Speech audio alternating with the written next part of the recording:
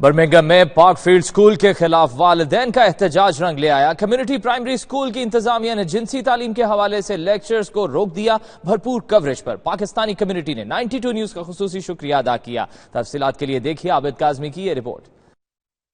Birmingham کے park field school میں کم عمر بچوں کو جنسی تعلیم دینے کے خلاف پاکستانی اور ایشیائی کمیونٹی کا بھرپور احتجاج کام دکھا گیا اور سکول کی انتظامیہ کو لیکچرز روکنا پڑے۔ سکول انتظامیہ نے فیصلہ کیا ہے کہ park field community primary school میں نو آؤٹ سائڈر لیسن پروگرام کے تحت جنسی تعلیم کے حوالے سے کوئی لیسن یا لیکچر نہیں دیا جائے گا۔ جب تک سراپا احتجاج والدین اور سکول انتظامیہ کے درمیان کوئی مصالحتی معاہدہ طے نہیں پا جاتا، تب تک بچوں کو جنسی تعلیم کے حوالے سے کوئی معلومات فراہم نہیں کی جائے گی۔ اس ایشو پر کمیونٹی کی خاتون فاطمہ مریم اور امیر احمد کی جانب سے احتجاج شروع کیا گیا تھا۔ ان کا موقف تھا کہ پرائمری سکول میں صرف 4 سال کے بچوں سے اس طرح کی تعلیم نہ شروع کی جائے جس میں جنس کی تبدیلی، مرد کی مرد سے شادی، جینڈر تبدیلی جیسے موضوعات پر معلومات فراہم کی جاتی ہیں۔ والدین کا موقف تھا کہ بچے معصوم ہوتے ہیں، انہیں معصوم ہی رہنے دیا جائے اور انہیں صرف سائنس، انگلش، اردو اور ریاضی پڑھایا جائے۔ جب بچے اپنی بلوغت کو پہنچیں گے تو اس وقت جسمانی تبدیلیوں کے مطابق انہیں جنسی تعلیم فراہم کی جا سکتی ہے۔ سکول انتظامیہ کی جانب سے انکار کے بعد والدین نے مسلسل احتجاج کیا جس کی 92 نیوز نے بھرپور کوریج کی۔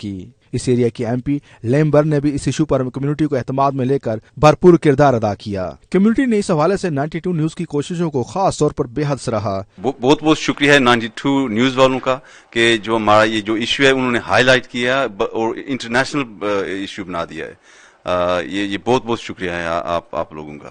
For our friends in the media like 92 News who have raised our profile and highlighted our issue internationally and really given us the profile that we really needed to make our issue greater and well known in the community. مسلمان اور Pakistani community کے اس اہم issue کو 92 news کی team نے 16 فروری 2019 سے مسلسل report کیا اور والدین کی آواز کو اعلیٰ حکومتی ایوانوں تک پہنچایا۔ رپورٹنگ ٹیم کے ہمراہ عابد کاظمی، 92 نیوز برمنگھم۔